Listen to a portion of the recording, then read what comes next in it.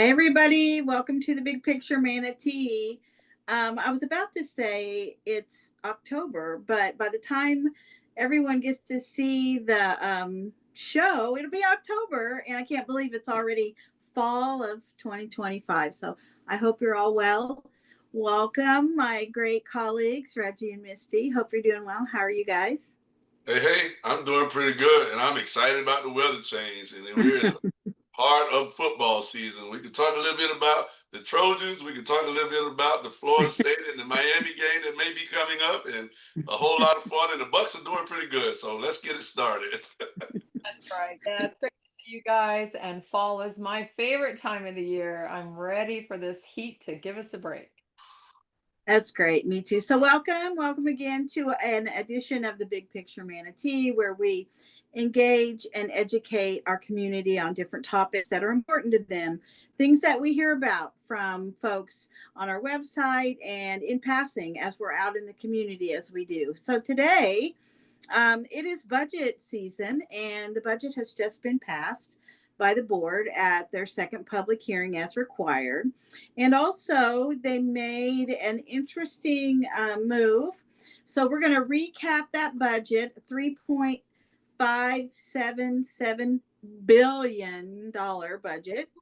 And we're also going to talk about this new vote on transparency for public notice and the timing on the online agenda. So let's get started. And I would love to hear from you guys. Yeah, the most important thing here is, why is all this important? I mean, we're talking about transparency and we're talking about the budget. The public feels they're being intentionally misled. Now, that could go a lot of different ways. So, with late additions and incomplete information, the public continues to express more and more is needed to go through the agenda. More and more time is needed to go through the agenda without the burden of the additions. The agenda should be locked in at a certain time. Now that's going to get interesting. And any motion put on after should be considered at the next available meeting, unless it's a time sensitive issue or an emergency. This discussion included, if it's a time sensitive issue, it must include so in the title. This does not affect motions brought up at the meetings that are put on with a super majority of vote.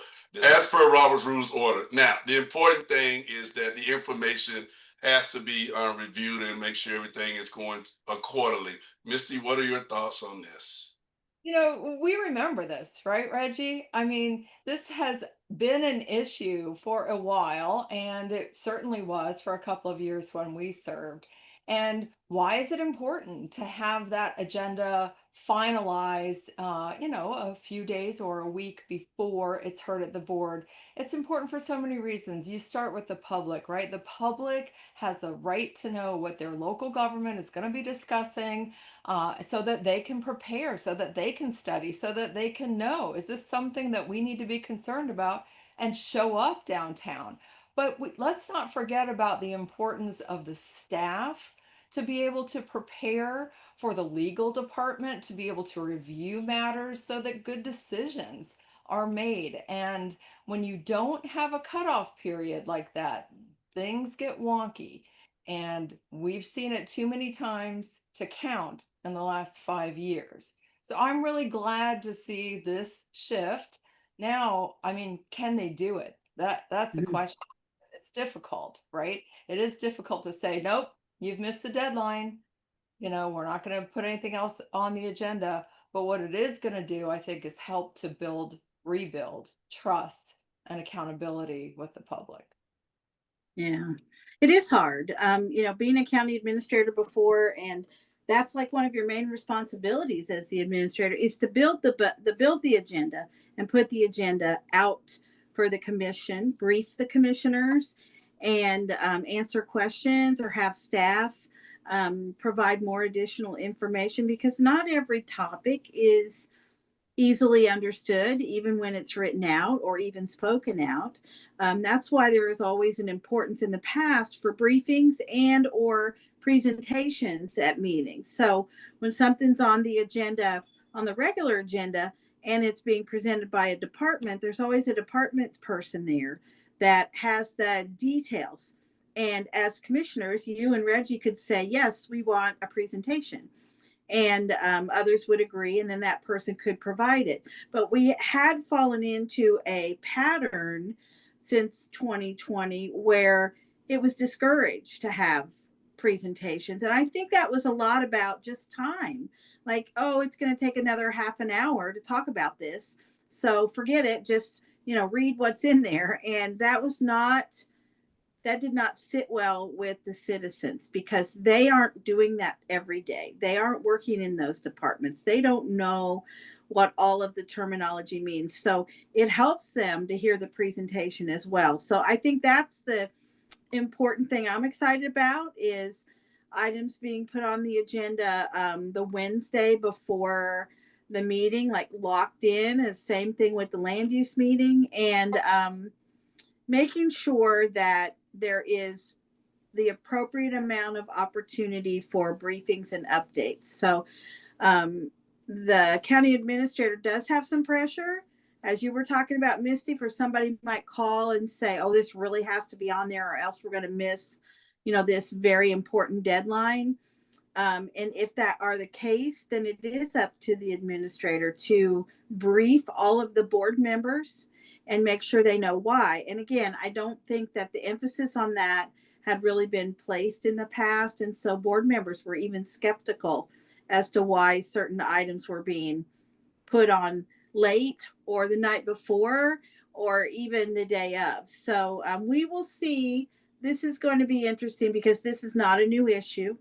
I know we were working on it when we worked together and we were making some progress, but you do have to have a pretty good ability to say no when no is the right answer, that we're not going to add something onto the agenda. So we will see. So also, we know they passed that $3.5 billion budget, and their net budget is about 1.3 billion. And we're going to go back and let the citizens watching know what that's all about. So I know, Reggie, you dug into that, so I'm gonna let Yeah, you cover that. yeah, it's just to everyone to understand this new budget represents an overall increase of 3% compared to last fiscal year. The majority of the funds come from property taxes at 33.87% and service charges at 33.28%. What can you use those funds for? In other words, we're going to break that down and just give you a clear understanding. Most years, the majority go to the public safety, physical environment, such as utilities, natural resources, solid waste, which is something that's very interesting going on with that now, and stormwater, capital improvement, and general government department spending. At this last required public hearing, the board also set the millage rate to the aggregate millage at 6.5033 for the next year. That includes a rate reduction of 0.05 mils and is equivalent to a 3.6 million decrease in general fund revenues. Let's talk about the vote, which is obviously got a lot of us concerned. The vote went 6-1 to approve the budget with Commissioner McCann, the great doctor. Remember we told you that the physician was going to come to work? Commissioner McCann throughout the budget process was expressing as well as voting against in the final meeting because he felt the budget didn't serve his district and his constituents and wanted more significant millage rate reduction and an overall budget cut. What are your thoughts? You got to give him credit for representing his district. I'll give him that. On that same night, the operating budget was passed, and that is $2.26 billion. And the 5-year CIP budget was passed. That's for years 2026 through 2030. And the CIP included 792 total projects. Now, 71 new projects. We had a lot of existing stuff already on the list, right? But it was a 37% increase. And transportation's cut $427.93 million. For public safety, they came in at 54.2 million, and that's an 18.9% increase in transportation and a 2.4% increase in public safety. So to better understand the CIP, that capital improvement plan, you have to know that the largest funding source for the CIP is our infrastructure sales tax. That brings in 40% of the overall revenue. And what makes up most of the balance? Impact fees, almost at 33%. And then the rest is, of course, debt proceeds. Now, again, those increases are for a total of 792 projects. 71 of those are new projects. Cheri, what do you think? That seems almost incomprehensible, right? To have that many projects, but we know it's a 5-year plan. And some more things that the board dealt with for the budget is something you guys will remember that's ever controversial, which is the reserves, all of the balances of the reserves. And I know those are always things that you guys had to explain, you had to talk to your constituents about, and it's not easy. In this budget, 992 million, with roughly an 871 million of those total reserves that are restricted, was passed. And those are designated for certain purposes, meaning there could be laws, statutes, various things that have been passed, like the infrastructure sales tax that Misty mentioned, where there are only certain things that you can do with that money. So, what is that breakdown of $992 million in reserve? So, first, there's a contingency of 14.1 million, meaning what if we're off when we project a project, or we go out and we're trying to figure out, we planned a project and we're in the 5th year and it needs a lot more. There's this contingency that can go back and forth. Not only in that contingency is some money for expenditures that are more, but also when projects close out during the 5-year, if they don't spend all their money, which happens from time to time, that money rolls back in to be able to be used for another project or to help offset more funding for a project. But in any instance, it has to come back as a budget amendment. So it can't just be done internally. It comes back to a board meeting. Also, part of those reserves were for salaries. That's close to about 18 million. And this is a lot for salaries. That's about a 2-month reserve for salaries. And one of the biggest arguments of that is that there are a lot of high level administrative positions.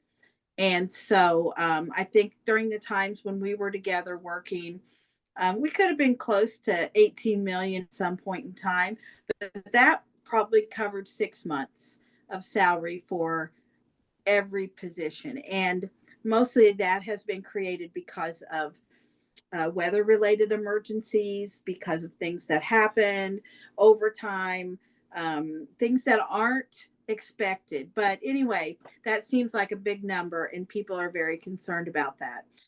The rest, the cash balance is about 720.4 million, and the capital reserve is 240 million. So out of all of those that I listed, contingency, salaries, cash balance, and capital, around 876 million is restricted.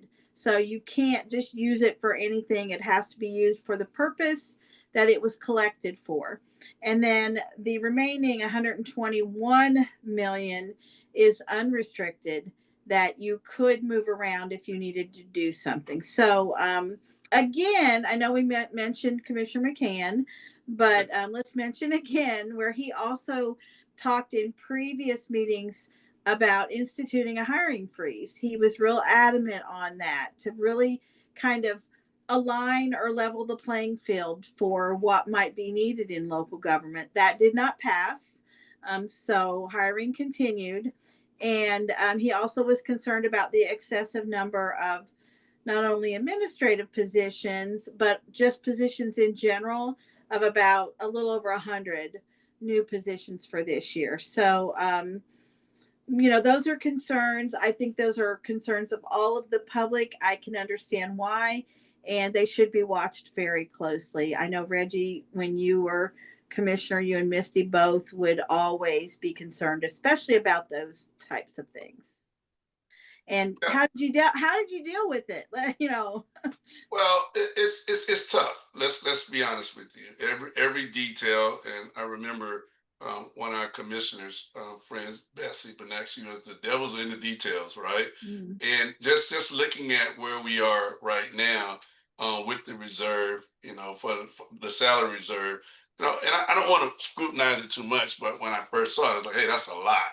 And then to say, for 2 months for 18 million. So I'm thinking, well, what has happened? What has taken place? Where is the request for the dollars is coming from? And I think it has a lot to do with their hiring and some new positions and things like that. And I said this earlier. I remember when we were preparing for the pool, and it was very clear to me, when this take place, you're going to have people to pay to work. You're going to have to make sure you pay for the maintenance, and those dollars have to be projected out. If it's in hiring because of some of the new projects, that the government projects and things like that that's coming up, that's one thing. But I think within some of the scope is actually, within the deputy assistants and things like that, which is going to raise a red flag to people within in the community, and it should. But I know when you start doing, projects and all the different things, you're going to have government staff and things like that. But $18 million, that doesn't follow the conservative script. I'll tell you that much. Misty, what are your thoughts? It takes me back, I feel like it was yesterday, sitting through those budget meetings, and I remember there was a member of the public, you probably remember Mr. Meehan, I think he still attends the meetings, and he could not understand that we had, these hundreds of millions of dollars in reserves that could not be touched and was not something that could be considered for tax relief or whatever the need of the moment is. This is money that is already spent pretty much. But I remember he never could understand that. And when you're talking about having a bucket of money for staffing for positions for 2 months, that is nothing, right? Right. Is one good hurricane or major tropical storm is going to put us in the ringer in terms of 2 months is going to fly by. So it's a lot of money. People never understood the reserves. Personally, I'm having to buy a new roof right now. My husband and I just paid 50% down for our new roof, and we're going to pay the other 50% in a couple of months, and we've been saving for it for a while. So it's kind of the same thing as your personal checkbook. Like you have all these major expenses, but in running a local government, they're exponentially larger and arguably more important because you're talking about a lot of people's lives. Yeah.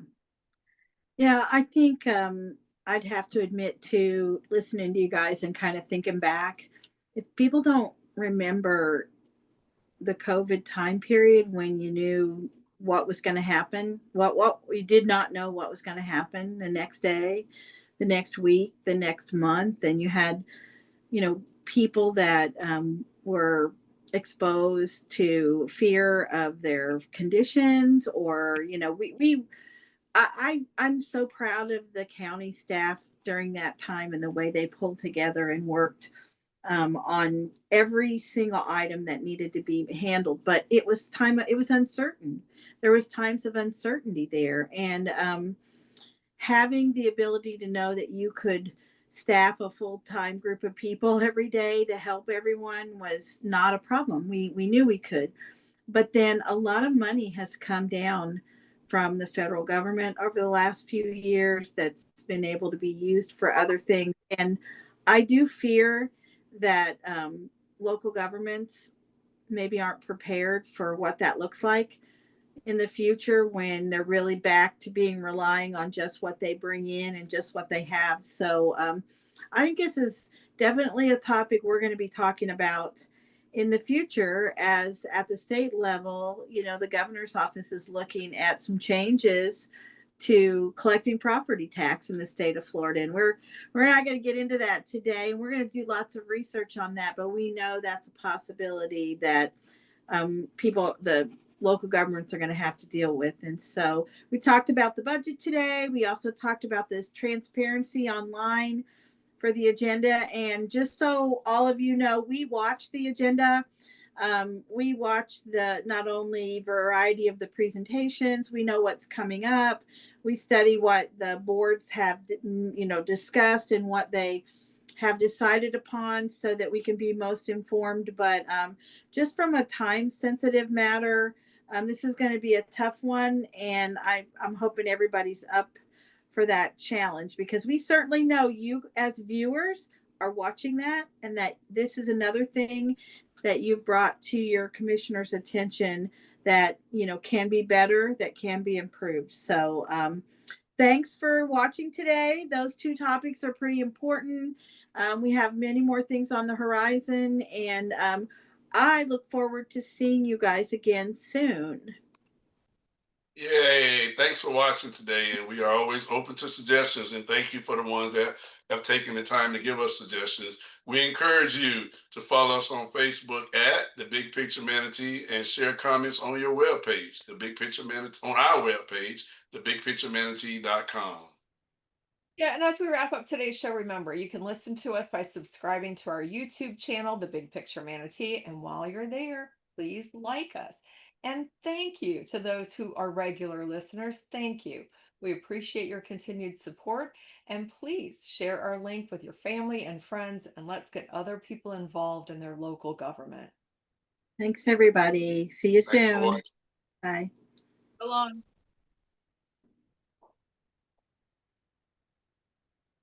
23 minutes. Good job. Exactly. I went into a dip.